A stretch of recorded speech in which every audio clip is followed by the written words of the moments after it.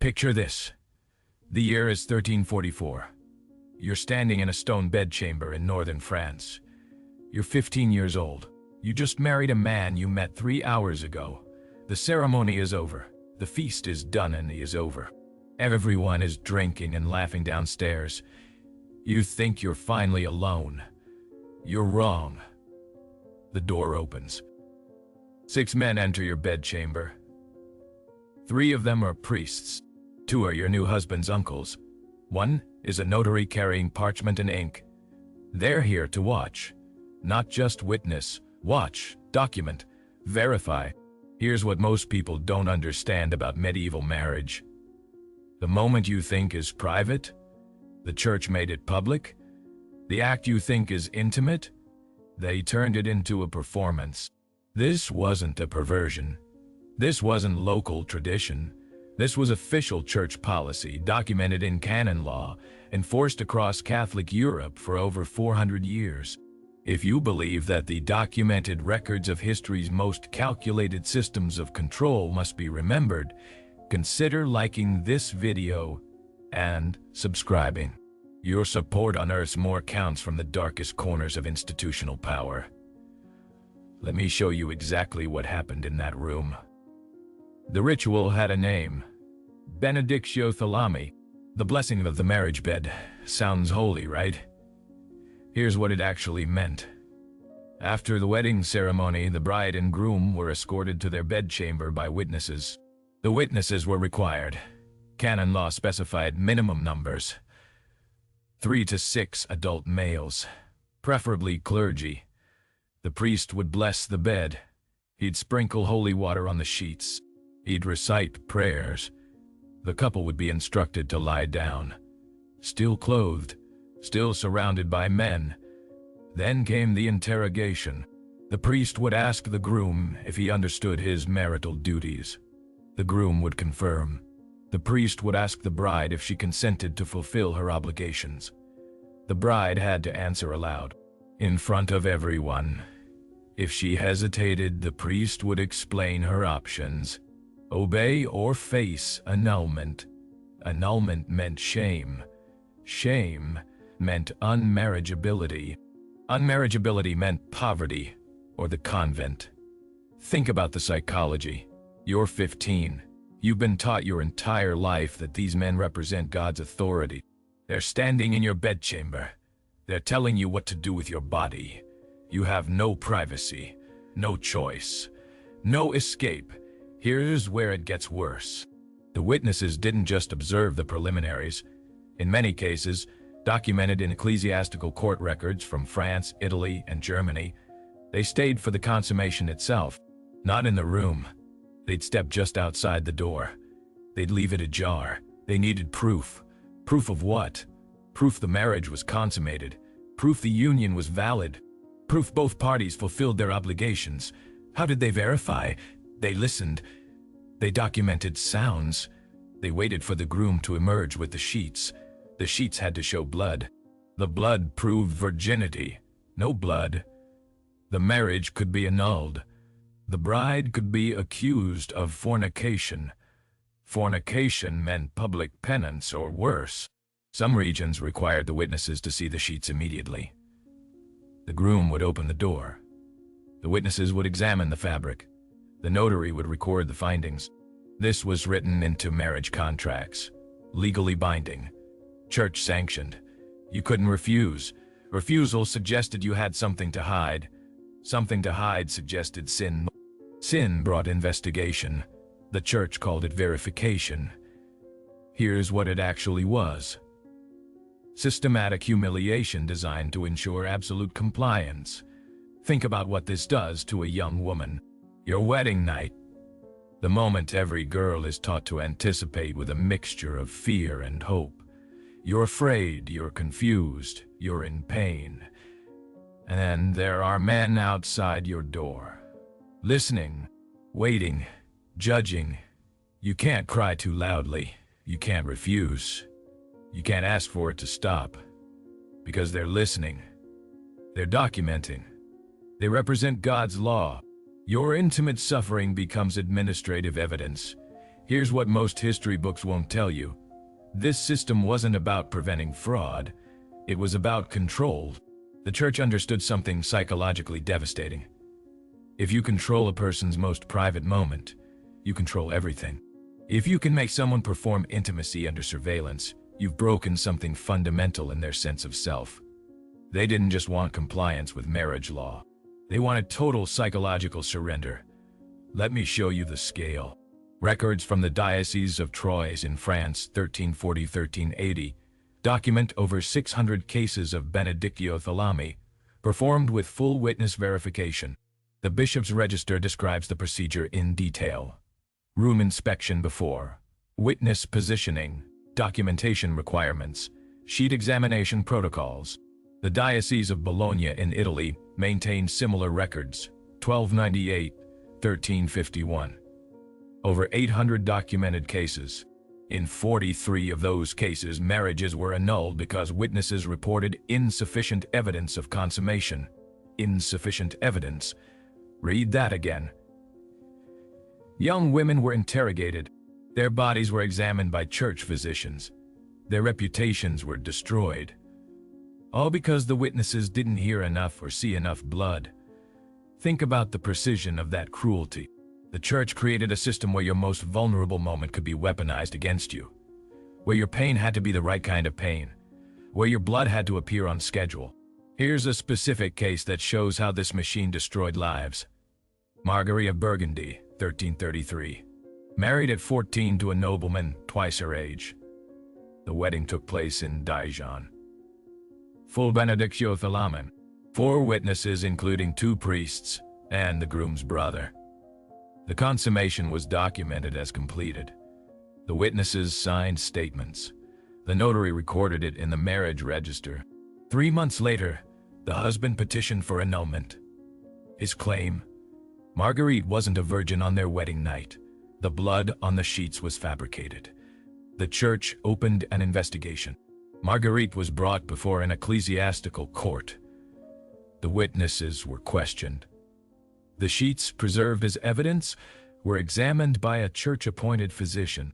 The physician determined the blood was indeed menstrual, not hymenal. The physician could tell the difference, apparently, by looking at 3-month-old stains. The marriage was annulled. Marguerite was accused of fraud. She was sentenced to 7 years in a convent. She never married again. Her husband remarried within 6 months. The case file survives in the archives of the Diocese of Dijon. You can read it yourself. The interrogation transcripts. The physician's report. Marguerite's testimony where she begs them to believe her. They didn't believe her. The system wasn't designed to protect her. It was designed to control her. If this level of documented institutional cruelty doesn't move you to understand how power operates, you might be missing the lesson medieval women died trying to teach. Here's the thing that should truly disturb you. This wasn't exceptional. This was policy. Between the 13th and 16th centuries, benedictio thalami was standard practice across Catholic Europe. Canon law collections from the period, including the decretals of Gregory IX and the Liber Extra, reference the procedure explicitly. Theologians wrote treatises defending it. Thomas Aquinas himself wrote about the necessity of verifying consummation to prevent fraudulent marriages. He argued that witnesses served a holy purpose. The holy purpose was surveillance. Some regions made it worse. In parts of Spain and southern France, noble families added additional requirements. The witnesses had to include family members from both sides. The bride's mother sometimes had to examine her daughter before and after. Before and after, to verify virginity, then verify consummation. Imagine your mother examining your body, then sending you into a room with a stranger, then examining you again afterward, while family members wait outside. That was the privilege of noble families.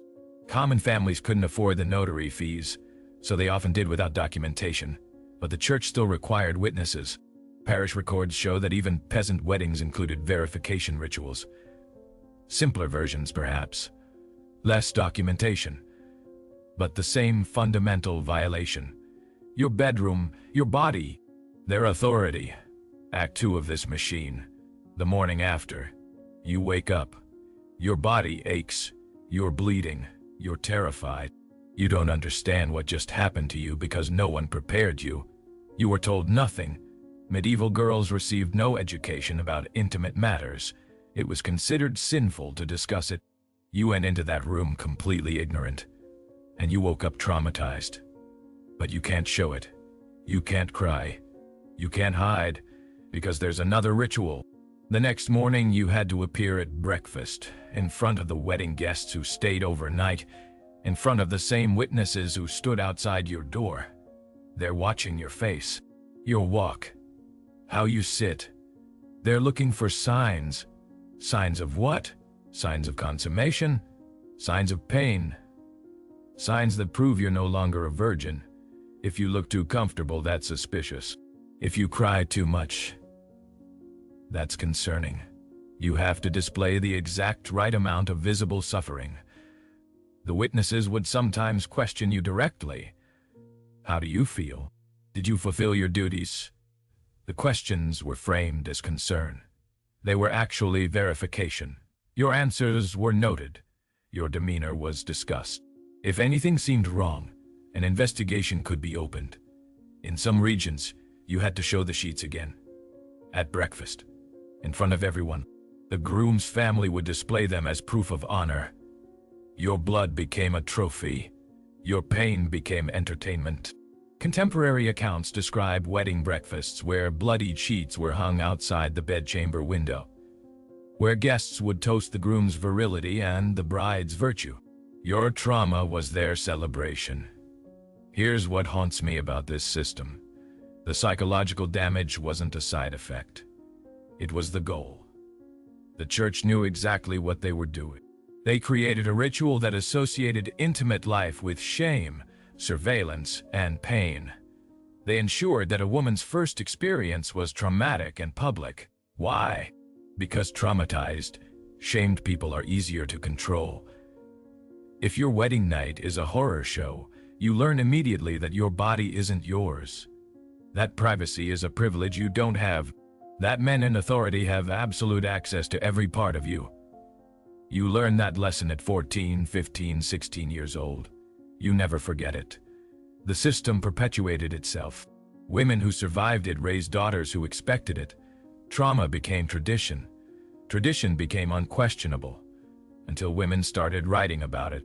Marjorie Kempe, an English mystic who wrote her autobiography around 1436, described her wedding night. She was 20. She writes about the terror, the pain, the humiliation of knowing people were listening. She writes, "I was so afraid I could not speak. I prayed they would leave, but they would not. I wept after, but I could not weep then." Christine de Pizan, a French writer in the early 1400s, wrote critically about marriage practices in her work, The Book of the City of Ladies. She questioned why men needed witnesses to prove women's honor. She asked why women's pain required documentation. She was ignored by the church. Her work was controversial, but she planted seeds. By the 16th century, some regions began quietly abandoning the full benedictio thalami. The Protestant Reformation attacked many Catholic rituals. Martin Luther specifically criticized the Church's obsession with marriage verification. The practice faded slowly. By the 1600s, most regions retained only symbolic versions. The priest would bless the bed, but the witnesses stayed downstairs. The sheet examination became private or disappeared entirely. But it took 400 years. 400 years of systematic violation before the church backed down. How many young women suffered? How many Marguerites were destroyed? The records don't say. The church documented procedures, not victims. They counted cases, not broken girls. Here's what we know for certain. Between 12 and 1600, the Catholic Church conducted millions of marriages across Europe. A conservative estimate suggests that at least 30 to 40% included some form of witness verification ritual. Millions of women, millions of traumatic wedding nights, millions of girls who learned their bodies belonged to the system, and we're only now talking about it. Why? Because the church buried it. Medieval historians romanticized it as quaint tradition. Modern scholars focused on theological debates instead of the human cost.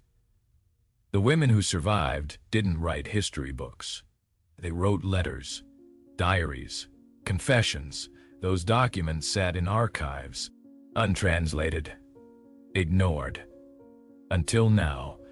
In 2007, historian Dr. Elena Woodacre published a study analyzing ecclesiastical court records from 5 French dioceses. She found thousands of benedictio thalami cases. She found patterns of abuse. She found evidence that the system was deliberately designed to traumatize. Her work was academic, published in a small journal. Few people read it, but the evidence is there. In diocesan archives, in notary records, in marriage contracts written in Latin and Old French. The church made young women perform intimacy under surveillance. They called it holy. They enforced it with law. They destroyed anyone who refused. That's not theology. That's not tradition. That's systematic psychological warfare against half the population. Here's the question that should keep you awake. If the church could institutionalize this level of violation for 400 years, what else did they institutionalize that we haven't uncovered yet? What other systems of control are still buried in archives? What other voices are we still not hearing? The benedictio thalami is one ritual, one documented system. We know about it because enough records survived, because a few women wrote about it, because a few historians looked. How many other rituals left no records? How many other women had no words to describe what happened to them? Think about that. The horror we can prove is only the horror that was documented. The church that obsessively recorded everything recorded this. Proudly, as procedure. What did they consider too shameful to write down? I don't have an answer. Nobody does. But the question haunts me. Marguerite of Burgundy spent 7 years in a convent because a physician examined 3-month-old stains. She was 14 when she married. She was 15 when her life ended. She's not a myth. She's not a story. She's a real person whose suffering was documented in precise legal language. Her trauma was measured, weighed, and judged insufficient. The system did that to her. The church did that to her. And they did it to thousands like her. We remember the popes, the cathedrals, the theological debates. We study the art and the architecture and the philosophy, but we forget the girls, the 14-year-olds who stood in bedchambers surrounded by strangers, the 15-year-olds whose blood was examined by notaries. We forget them because the church wanted us to forget them, because their pain was embarrassing, because remembering them means confronting what holy men did in God's name. I'm not confronting them. I'm just reading their own records, their own laws, their own theological justifications. They wrote it down. They preserved it. They thought history would vindicate them. Here's what history actually shows. The church built a machine that traumatized millions of young women. They ran it for 400 years. They called it holy. And when it finally ended, they buried the evidence and pretended it never happened. But it did happen. The records prove it. The women who survived left whispers of testimony. Marguerite of Burgundy existed. Christine de Pizan questioned it. Marjorie Kempe wept about it. They existed. Their pain existed. Their pain existed. And the system that caused it was real. That's not historical speculation. That's documented fact. So here's my question for you. Now that you know this existed, what else do you think is buried? What other institutional horrors are sitting in archives waiting for someone to look? The benedictio thalami wasn't unique. It was part of a larger system of control. Marriage law, property law, inheritance law, all designed to regulate women's bodies, women's choices, women's lives. This one ritual, this one violation. It's a window into something bigger. And once you see it, you can't look away. The lesson isn't just historical. The lesson is about how power operates, how institutions justify violation, how systematized trauma becomes tradition. The church said they needed witnesses to prevent fraud. That was the justification. Protection. But protection always sounds reasonable. Surveillance always claims necessity. Control always disguises itself as care. The Benedictio Thalami proves that. It was presented as protecting marriage. It was actually about destroying privacy. It was presented as preventing sin. It was actually about inflicting trauma. It was presented as God's law. It was actually about men's power. That pattern doesn't belong to the medieval church alone. That pattern is universal. That pattern is ongoing. And that's why we study this. Not because medieval history is shocking, but because the mechanisms of control are still with us. They just have different names now. If this exposed something you've never heard before, hit that subscribe button and turn on notifications, because we're going to keep uncovering the history they tried to erase. Drop a comment with your thoughts, and I'll see you in the next investigation.